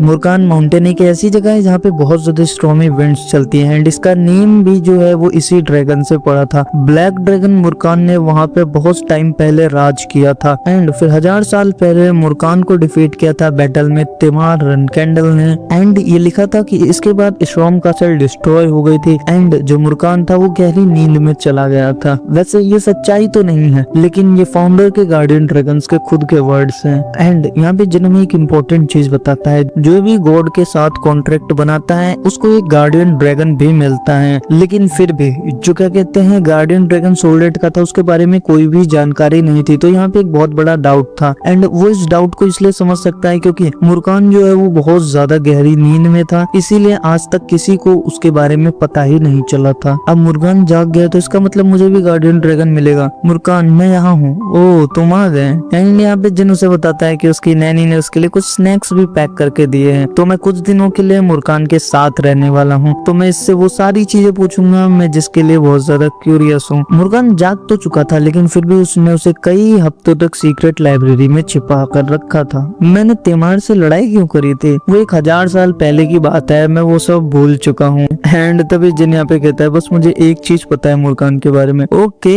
ये स्ट्रॉबेरी पाई काफी ज्यादा टेस्टी है, ये stupid strawberry pie 1 2 3 there are only 7 of them. जो एक बात उसे पता थी जिनको मुर्कान के बारे में, वो ये थी कि वो स्ट्रॉबेरी पाई के लिए बहुत ज्यादा पागल है। तो तुम यहाँ कर क्या करते हो? तो मैं एक ब्लैंक जर्नल लेके आता हूँ, मैं वो सारी चीजें लिखता हूँ जो तुम मुझे बताते हो सीक्रेट के तौर पे। तो तुम्हें सब कुछ समझ आता है लगभग 30% एंड बाकी मैं सब कुछ भूल जाता हूँ। ज्यादा उदास मत हो, तुम्हारी एज के लिए बहुत ज्यादा है और बच्चे तो इतना भी नहीं समझ पाएंगे, वो तो बस लेजी है। वो एक नॉर्मल बच्चों के लिए है लेकिन मैं एक रन कैंडल हूँ, यहाँ मेरे लिए कुछ भी नॉर्मल नहीं। एंड यहाँ पर जिन बताता है कि उसके ऊपर कितनी रिस्पॉन्सिबिलिटी है, क्योंकि पास्ट लाइफ में उसने वो सब झेला है कि अगर वो वीक रहेगा तो उसके साथ क्या हो सकता है, इसीलिए वो इस वक्त काफी ज्यादा जल्दी में इस लाइफ में कि वो जल्दी से पावरफुल बनना चाहता है। एंड ये देख के मुर्कान का भी अब रिएक्शन फनी से चेंज होता है। मेरे टोटल 12 भाई बहन हैं और तो और मेरे फादर मदर एंड एल्डर्स भी हैं। मैं उन सभी को अगर डिस्ट्रॉय करना चाहता हूँ तो मुझे बहुत मेहनत करनी पड़ेगी। मुर्कान अगर यहाँ पे फाउंडर होता तो उन्हें कितना टाइम लगता है इस बुक को समझने में। एंड जिन यहाँ पे सोचता है अगर मैं खुद को सबसे स्ट्रॉन्गेस्ट बीइंग जो की हिस्ट्री में रहा है उससे कंपेयर करूँ तो मैं कैसा हूँ इस वक्त। मुर्कान यहाँ पे सोचता है तेमार मुझे नहीं लगता कि वो इस बुक की एक सिंगल लाइन भी तुम्हारी उम्र में समझ पाता, लेकिन थ्योरी ही नेसेसरी नहीं है। उसने कभी बुक नहीं पढ़ी लेकिन फिर भी वो काफी अच्छा लड़ सकता था। तुम्हारे अंदर पोटेंशियल है तेमार की तरह, लेकिन तुम उसके जैसे कभी नहीं बन पाओगे। एंड जिन यहाँ पे बोलता है मैं कभी भी फाउंडर जैसा नहीं बन पाऊंगा। एंड मुर्कान कहता है नहीं, तुम कॉन्ट्रैक्टर हो सोल्डेड के जैसे कि तेमार था। तुम स्मार्ट हो, बुक्स पढ़ सकते हो, तुम अभी भी यंग हो, तो तुम्हें इतना इम्पेशेंट होने की जरूरत नहीं है। बस तुम ट्रेन हार्ड करते रहो, तुम तेमार जितने स्ट्रॉन्ग बन जाओगे। एंड क्या पता तुम उसको भी सरपास कर दो। ऐसा है क्या? बिल्कुल। तुम क्या सोल्डेड का निकनेम जानते हो? नहीं, मैं नहीं जानता। जो सोल्डेड का निकनेम है वो इनफाइनाइट, मतलब सोल्डेड की पावर की कोई लिमिट नहीं। इसका मतलब एज अ कॉन्ट्रैक्टर तुम्हारे पास भी कोई लिमिट नहीं है, तो तुम कितने भी पावरफुल बन सकते हो। मतलब ये रेफरेंस है कि जिन आगे बहुत ज्यादा पावरफुल बनने वाला है, तो उदास होने की जरूरत नहीं है, अपने अंदर थोड़ा फेथ रखो। तो चलो मैं तुम्हें एक टेक्निक सिखाता हूँ जिससे तुम्हें अच्छा लगेगा। एंड वो क्या है? Shadow energy liberation. Shadow energy liberation, हाँ, तो जितने भी बीइंग हैं जो शैडो एनर्जी यूज करते हैं उन सभी को इसके साथ फैमिलियर होना चाहिए। ये स्टार्ट एंड एंड है शैडो एनर्जी को यूज करने का, लेकिन ये बहुत ज्यादा डेंजरस है। अगर तुम इसे ध्यान से नहीं सीखोगे और यूज करोगे तो आराम से इसे धीरे धीरे सीखना। ओके ठीक है, मैं ऐसा ही करूंगा। मगर मुर्कान मुझे पहले क्या करना होगा? पहले तो तुम्हें सीखना होगा तुम अपनी माना को कैसे ओपन कर सकते हो।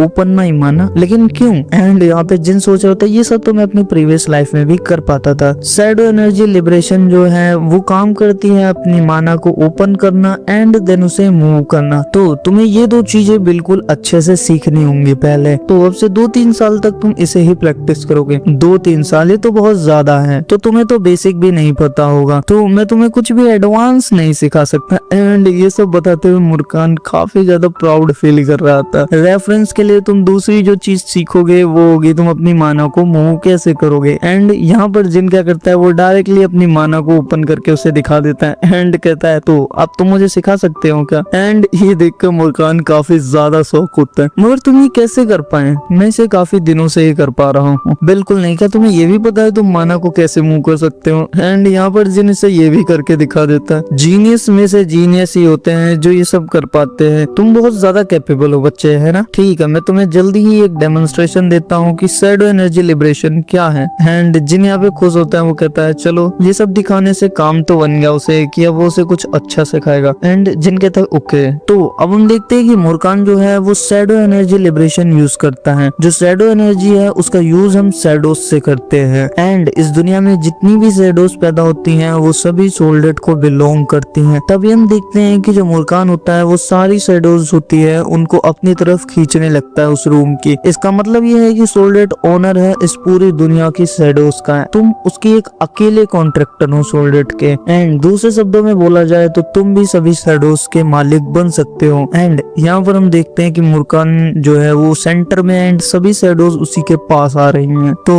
अब तुम्हें क्या लगता है बच्चे? तो ये है शैडो एनर्जी लिबरेशन। एंड ये देख के जिन शॉक भी है एंड खुश भी है। फिर हम यहाँ पर देखते हैं लूना को, लेडी लूना। सब कुछ क्लियर हो चुका है इस तरफ, 5 और जगह है क्लियर करने के लिए, फिर हमारा मिशन कंप्लीट हो जाएगा। तो 4 महीने बहुत रहेंगे। सभी नाइट को बता दो कि वो ब्रेकअप ले सकते। एंड यहाँ पे लूना जो होती है वो उस नाइट से एक चीज और पूछती है, तुम्हें क्या लगता है कि जो 9 साल के बच्चे होते हैं उनको क्या पसंद होता है? मतलब कि लूना जो है वो अब अपने छोटे भाई यानी कि जिन से मिलने जाने वाली है। एंड इसकी स्वॉर्ड कितनी ज्यादा औसम है आप देख सकते हैं। मुर्कान से मिलने के बाद हाफ ईयर के अंदर ही जो टोना ट्विंस थे वो दोनों ही स्टॉर्म कासल छोड़कर चले जाते हैं। एंड आप सभी को पता है स्टॉर्म कासल छोड़ के कोई बंदा तब जाता है जब वो 10 साल का हो जाता है। जिन अपना 9th बर्थडे सेलिब्रेट करता है। एंड गिली इस वक्त उसके लिए बेहतरीन केक लेके खड़ी है एंड इसके स्माइल काफी ज्यादा ही ब्राइट है। एंड यहाँ पे जिन गिली को थैंक यू करता है वो गिली से रिक्वेस्ट भी करता है कि वो सभी को केक डिस्ट्रीब्यूट कर दे। एंड तभी हम देखते हैं वहाँ पर खान भगा हुआ आता है जो कि उनका गार्डियन नाइट है। एंड यहाँ पे खान आके बोलता है sorry for the disturbance. And Jin पूछता है ऐसा क्या हुआ खान जो तुम्हें आना पड़ा? एंड खान बताता है कि लेडी लूना आ चुकी हैं। एंड लेडी लूना कौन है वो आप सभी को पता है। एंड जैसे ही वो ये बात बोलता है कि लेडी लूना आई हैं, दोनों ही मतलब कि गिली एंड जिन दोनों ही ये सुन के शॉक हो जाते हैं, क्योंकि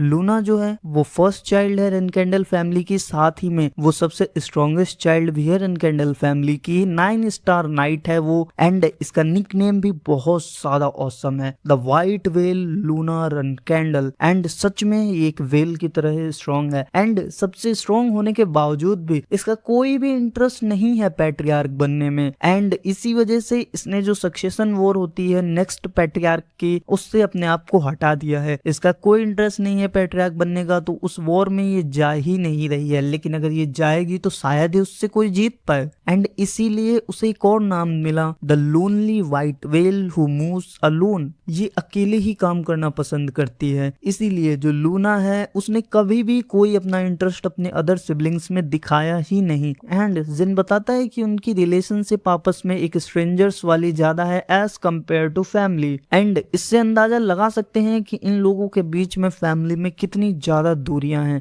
लेकिन फिर भी सिस्टर लूना उससे स्टॉर्म कासल में मिलने आई, वो भी बिना किसी अनाउंसमेंट के। जिन सोचता है शायद फैमिली में कुछ बहुत बड़ा हुआ होगा। एंड अगर ऐसा नहीं है तो क्या उसे ये पता चल गया कि उसने लाइब्रेरी में एक ड्रैगन छिपा रखा है। मतलब आप सोच के देखो यार, लाइब्रेरी में ड्रैगन छिपा रखा है। आप लोग पेट में क्या छिपाते होगे? बिल्ली, कुत्ते। हमारे भाई ने ड्रैगन छिपा रखा है एंड वो ड्रैगन भी वेल्डोरा जैसी हरकतें करने वाला ड्रैगन। एंड जिन मिलता है जाके अपनी बहन से, सिस्टर लूना, तो तुम तो बहुत ज्यादा बड़े हो गए हो है ना छोटे। अगर आप मुझे पहले बता देते आप मुझसे मिलने आ रही हैं तो मैं अच्छे से तैयार होकर आता आपसे मिलने के लिए। What a cute thing to say. लेकिन मुझे अपने बेबी ब्रदर से मिलने के लिए कोई अनाउंसमेंट करने की जरूरत नहीं है। तुम कुछ परेशान लग रहे हो, क्या तुम्हारी तबीयत ठीक है ना? नहीं, ऐसा तो नहीं है, लेकिन मैं बहुत ज्यादा नर्वस हूँ। यहाँ पे लूना सोचती है वो क्यों? एंड जिन कहता है मैं आपको पहली बार इतने करीब से देख रहा हूँ तो इसीलिए मैं थोड़ा सा घबराया हुआ हूँ। तुम घबराए हुए हो? एंड लूना कहती है तो ये सब हमारी फैमिली के ट्रेडिशन की वजह से ही हो पा रहा है, जिसमें सारे सिबलिंग्स एक दूसरे पे नजर रखते हैं, उनसे चीजों को चुरा लेते हैं एंड उन्हें कुचल देते हैं एक दूसरे को। लेकिन क्या लगता है जिन भी मेरे बारे में ऐसा ही सोचता है कि मैं यहाँ उस पर नजर रखने के लिए आई हूँ। एंड ये सोचकर वो काफी उदास हो जाती है। इस जिन की इतनी हिम्मत कैसे हुई, मतलब इतनी ब्यूटीफुल सिस्टर के बारे में ऐसा सोचने की। एंड लूना कहती है हाँ लगता है मुझे ये सब पहले से ही सोच लेना चाहिए था। एंड यहाँ पे जिन माफी मांगता है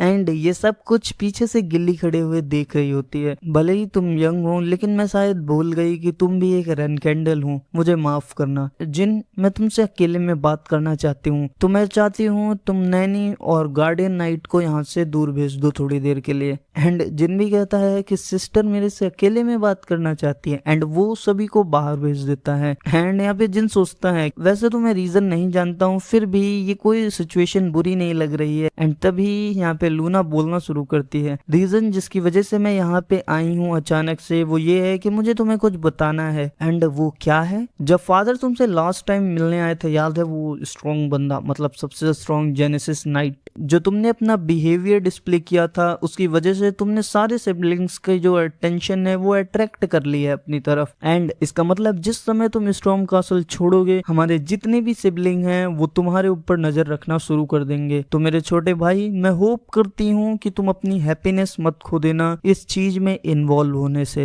एंड मैं सिंसियरली होप करती हूँ कि तुम परेशान ना हो, तुम्हें कुछ दर्द ना मिले अपने इस रनकेंडल फैमिली के ट्रेडिशन की वजह से। एंड यहाँ पे जिन हमें एक इम्पोर्टेंट बात बताता है, कौन सा रीजन था जिसकी वजह से लूना ने पैट्रियार्क फैमिली की पोजीशन को ही मना कर दिया ताकि वो अपने भाई बहनों से न लड़े। वो एक यही रीजन था जिसकी वजह से उसने ऐसा किया। एंड यहाँ पे जिन एक और बात कहता है, अगर वो नहीं चाहती कि मैं इन्वॉल्व हूँ सिबलिंग राइवलरी में तो उसने मुझे प्रीवियस लाइफ में कभी ऐसा कुछ बताया ही नहीं था। क्या उस वक्त मेरी इतनी भी हैसियत नहीं थी कि मेरे से ये बात करें आके, या कुछ ऐसा कि उसके दूसरे सिबलिंग्स ने कभी सोचा ही नहीं था उसे as a competition. And previous life में यार तो इतना कुछ था भी नहीं, तो इसलिए शायद उन्होंने सोचा ही नहीं होगा। तो सिस्टर लूना मैं बहुत ज्यादा ग्रेटफुल हूँ आपके इन वर्ड्स के लिए, मगर मेरी कोई भी इंटेंशन नहीं है कि मैं इस फाइट से पीछे हट जाऊं। जिन मैं बहुत ज्यादा सीरियस हूँ, मैं इसलिए नहीं कह रही कि मैं तुम्हारे अगेंस्ट हूँ, मुझे पता है सिस्टर, लेकिन पहले ही मेरे ऊपर एक बार मर्डर का अटेम्प्ट हो चुका है। एंड वो अटेम्प्ट आप सभी को पता है ना क्या है? जो ब्लेडेड इल्यूजन कर्स उसके ऊपर लगाया गया था वो उसके जो टैलेंट को कंट्रोल करने के लिए वही एक अटेम्प्ट था इसके ऊपर देखा जाए तो। एंड लूना बहुत ज्यादा शॉक हो जाता है एंड कहती क्या? एंड जिन कहता है इसीलिए अब मैं पीछे नहीं हट सकता। एंड यहाँ पे लूना गुस्से में कहती है किसकी इतनी हिम्मत हुई जिसने तुम्हें स्टॉर्म कासल में छूने की भी कोशिश की? एंड कौन सा सिबलिंग था जिसने तुम्हें मारने की कोशिश की, वो भी यहाँ पे? मुझे उसका नाम बताओ। एंड इस वक्त हम इसका ऑरा एंड इसे क्यों 9 स्टार नाइट कहते हैं, रनकेंडल्स में स्ट्रॉन्गेस्ट चाइल्ड क्यों है, ये देख सकते हैं हम सभी। एंड यहाँ पे जिन कहता है मैं इन्फॉर्मेशन डिस्क्लोज नहीं कर सकता। वैसे कायदे से बताऊं तो अभी तक मुझे पता ही नहीं चला है मुझे मारने की किसने कोशिश करी थी, लेकिन फिर भी जिसने भी मुझे मारने की कोशिश करी थी, देखो मैं बिल्कुल फाइन हूँ, है ना सिस्टर? जिन मेरे सभी सिबलिंग्स मुझे हेट नहीं करते हैं और ये बताने के लिए मुझे बहुत बहुत धन्यवाद। एंड ये सुनकर मुझे बहुत अच्छा लगा। एंड बस फिर क्या था, वो जिन को अपने गले लगा लेती है एंड कहती है इसका मतलब तुम पहले से इस फैमिली के डर्टी ट्रेडिशन में इन्वॉल्व हो चुके हो, इससे मुझे बहुत ज्यादा दुख तो होता है। एंड वो सोचता है क्या सिस्टर लूना पहले से ही इतनी काइंड हार्टेड थी? तो जिन बोलता है आपको दुखी होने की कोई बात नहीं है। हाँ भाई देखो उसके पास एक तो गार्डियन ड्रैगन है, सोल्डेड का कॉन्ट्रैक्टर है, इस बार वो सभी को पेल देगा। तभी लूना कहती है आज तो काफी खुशी का माहौल है, हमें ये सारी बातें नहीं करनी चाहिए, आज तुम्हारा बर्थडे है। एक्चुअली मैं यहाँ पे तुम्हें एक गिफ्ट देने के लिए आई थी एंड ये गिफ्ट है तुम्हारे लिए। एंड वो एक पेंडेंट होता है, क्या तुम एक बार उधर बैठोगे ताकि मैं तुम्हें ये पहना सकूं? एंड फिर क्या था, वो जिनको गले में पहना देती है। एंड वो एक चीज और बताती है इसकी सबसे अच्छी खासियत क्या है। वो कहती है अगर तुम अपनी लाइफ में कोई ऐसे सिचुएशन में आओ जिसे लगता है कि तुम अकेले हैंडल नहीं कर सकते एंड तुम उस फाइट को नहीं जीत सकते, तो तुम इस ब्लू जेम को वहीं के वहीं तोड़ देना, मैं तभी तुम्हारे पास वहां पर आ जाऊंगी चाहे कहीं भी हूँ। मतलब ये टेलीपोर्ट या समनिंग की तरह है कुछ। ये पेंडेंट जब वो तोड़ेगा ना तो उस वक्त जो फाइट होगी वो बहुत कमाल की होगी। आप बस आगे के चैप्टर्स का वेट करो, ये तुम बिल्कुल मत भूलना, समझ गए ना? Happy 9th birthday Jin. And Jin यहाँ पे अपनी सिस्टर को थैंक करता है एंड गिली यहाँ पर उन दोनों के लिए केक लेके आती है एंड जो हमारी सिस्टर लूना है जिनको केक खिलाती है एंड गिली बड़ी बड़े इमोशनल होके ये सारी चीजें देख रही होती है। एंड फिर कहता है ये सब खत्म करने के बाद जो लूना है वो वहां से चली जाती है। All right, do take care sister. And इसके बाद जो जिन था वो पहुंचता है मुर्कान के बाद। हे, तो तुम फिर आ ही गए कम से कम, और ये गले में क्या पहन रखा है तुमने? ये मुझे बर्थडे गिफ्ट के तौर पे मिला है। हाँ, तो मतलब वो इंसान तुम्हें बहुत प्यार करता होगा कि तुम्हें एक ऐसी चीज दे दी। ऐसा क्या खास है इसमें? ये एक आर्टिफैक्ट है डीमन किंग ओर्गेल का। 1000 ईयर्स पहले लोग इतनी ज्यादा इसके लिए पागल थे कि वो अपनी जान दांव पर लगा देते थे उन्हें उसका एक आर्टिफैक्ट भी मिल जाए। क्या ये इतना ज्यादा अमेजिंग है? जो मुर्कान होता है वो कहता है ऑफ कोर्स बहुत ज्यादा ही अमेजिंग है, क्योंकि जो इसे पहनता है उस 5 स्टार से नीचे के मैजिक अटैक्स होते हैं उनसे रेजिस्टेंस मिल जाता है। ये वीरर को मतलब जो पहनता है उसकी मैजिकल एबिलिटीज को भी इनहेंस कर देते हैं। एंड मैं बेट लगा सकता हूँ कि इसमें समनिंग एबिलिटीज भी हैं। मतलब लूना ने कहा था ना कि जब तुम उसे तोड़ोगे तो मैं कहीं भी होंगी तुम्हारे पास आ जाऊंगी, तो ये वही समनिंग एबिलिटी है। ओह, तो तुम इसके बारे में बहुत कुछ जानते हो। हाँ, क्योंकि हम दोनों ही एक ही टाइम पर जिंदा थे। मतलब जो डीमन किंग ओर्गेल था और ये एक ही टाइम पे जिंदा थे दोनों के दोनों। यहाँ पे जिन जो होता है वो उसे केक देता है, तभी जो मुर्कान होता है वो पूछता है ये पेंडेंट जिसने तुम्हें दिया है उसके अंदर से बहुत स्ट्रॉन्ग एनर्जी आ रही थी ना अभी अभी? हाँ, वो मेरी सबसे बड़ी बहन थी जो कि अभी अभी आई थी। क्या तुमने उसकी एनर्जी को सेंस किया, वो भी यहाँ से? एंड मुझे उम्मीद है कि तुम्हारी सिस्टर ने भी मेरी एनर्जी सेंस की होगी। एंड ये सुन के जिन शॉक हो जाता है क्योंकि उसे डर था। हाँ, मतलब वो फैमिली को तो इसके बारे में नहीं बताएगी ना। तुम बेवजह की टेंशन ले रहे हो। उसने तुम्हें इतना वैल्यूएबल गिफ्ट दिया और तुम्हें लगता है कि वो अपने छोटे भाई को इस तरह मरने देगी जब उसने इतना बेहतरीन गिफ्ट तुम्हें दिया है? हाँ, तुम उस पर बिल्कुल ट्रस्ट कर सकते हो। लूना भी बाहर जब होती है स्टॉर्म कासल के तो वो कहती है बिल्कुल, मैंने इतनी स्ट्रॉन्ग एनर्जी यहाँ पर पहले कभी भी सेंस नहीं करी। लगता है सबसे छोटा भाई कुछ अलग ही प्रिपेयर कर रहा है। एंड यहाँ पे जो मुर्कान होता है वो जो केक खा रहा होता है वो उसी के लिए मरा जाता है। उसके लिए ये टेस्ट है हेवन के समान। वैसे केक का टेस्ट तो बहुत अच्छा होता है। यहाँ पे लूना बस कुछ चीजों को ही कह रही होती है, बस एक चीज याद रखना मेरे छोटे भाई, तुम कुछ भी बन जाओ लेकिन मैं हमेशा तुम्हारी साइड रहूंगी। जिन बोलते हैं मुझे लगा था कि स्टॉर्म कासल का टाइम बहुत ज्यादा बोरिंग होगा, लेकिन इस बार मुझे बहुत सारी चीजें मिली। मेरे फादर ने मुझे एक्नॉलेज किया एंड उनकी बहुत ज्यादा होप्स है मेरे से। मुझे फ्योनिक्स हर्ट मिला जो कि उसकी सिस्टर मैरी ने उसे दिया था। उसकी रिलेशनशिप लूना के साथ बहुत अच्छी हुई एंड उसे एक गार्डियन ड्रैगन भी मिला जिसका नाम है मुर्कान। ऐसी अच्छी चीजें हुई जो उसके लिए लास्ट लाइफ में एक सपना ही थी। एंड अब जिन पूरे 10 साल का हो चुका है एंड इस वक्त वो अपने गार्डियन नाइट यानी कि खान के साथ प्रैक्टिस कर रहा होता है। एंड खान यही सोच रहा होता है, यही उम्मीद थी। नो वंडर कि इसने पैट्रियार्क का इंटरेस्ट इकट्ठा कर लिया अपने लिए। वैसे तो यहाँ पर मैं लोगों को असेस करता हूँ, लेकिन इसकी आंखों में जो गेज है उससे मुझे लग रहा है कि ये मेरी टीचिंग एबिलिटीज को असेस कर रहा है। ठीक है, आज इतना बहुत है। ओके यंग मास्टर जिन, क्या हुआ? कोई प्रॉब्लम थी आज की ट्रेनिंग के साथ? नहीं, ये तो मेरा ऑनर है कि मैं आपको अभी तक सिखा पाया। अब ज्यादा टाइम नहीं बचा है जब आप स्टॉर्म कासल को छोड़ देंगे। मैं प्रॉमिस करता हूँ जब तक आप यहाँ हैं आपको बेस्ट ट्रेनिंग मैं देता रहूंगा। एंड जिन कहता है तब तक मैं आपकी केयर में हूँ। एंड अब हम देखते हैं, जो याद है मैरी ने उसे एक फ्योनिक्स का हार्ट दिया था एंड उसे खाने से तुम्हारी जो फायर रेजिस्टेंस एबिलिटी है वो बढ़ जाती है। एंड इसी चीज को जिन टेस्ट कर रहा होता है एंड कहता है फाइनली अब वो सफल रहे। एंड गिली कहती है यंग मास्टर क्या ये आपको गर्म नहीं लग रहा? नहीं, ये तो एक गर्म पानी की तरह बस मुझे महसूस हो रहा है। मुझे अच्छा लगा कि लेडी मैरी का गिफ्ट अब बहुत अच्छे से आपके लिए काम कर रहा है। मैंने केवल ऐसा सुना था, उसके इफेक्ट को कभी भी अपनी आंखों से नहीं देखा था। एंड जिन कहता है मैंने भी नहीं देखा था। एंड जिन ने लगभग उस फ्योनिक्स हर्ट की हाफ पावर को अब्सॉर्ब कर लिया है एंड कुछ सालों में वो पूरी तरह से उसे अब्सॉर्ब कर लेगा। एंड यहाँ पर गिली कहती है यंग मास्टर हम कल सुबह स्टॉर्म कासल को छोड़ेंगे, तो अगर आपको कुछ चाहिए आप पहले ही बता दीजिए, मैं उसे तैयार कर लूंगी। यंग मास्टर क्या मैं आपकी ये बुक्स भी पैक कर दूं? हाँ, तुम उसे पैक कर दो, मैं कैरेज में इन्हें पढ़ूंगा। आप सभी को ये बुक्स याद है ना, जो वो लाइब्रेरी में जाता था वहां से लिख के लाता था, ये वही बुक्स है। ठीक है यंग मास्टर, और कुछ भी रखना है? नहीं, बस बस वो बुक्स ही रखनी है। फिर क्या था, स्नैक्स के तौर पे ये स्ट्रॉबेरी पाई भी तैयार करने के लिए राजी हो जाती है। एंड तभी अचानक से जिन को कुछ याद आता एंड वो गिल्ली को कहता है मैं थोड़ी देर के लिए घूमने जा रहा हूँ। एंड वो कहती अभी जा रहे हैं आप, माफ करना मैं थोड़ी देर में वापस आ जाऊंगा। एंड वो जाता है मुर्कान के पास एंड मुर्कान, हे चाइल्ड तुम वापस आए कम से कम, तुम्हें पता है ना कि कल हम सुबह इस कासल को छोड़कर जाएंगे। ऑफ कोर्स मुझे बिल्कुल अच्छे से पता है, तुम्हें आइडिया नहीं होगा मैं कितने दिनों से इस दिन का वेट कर रहा था, तो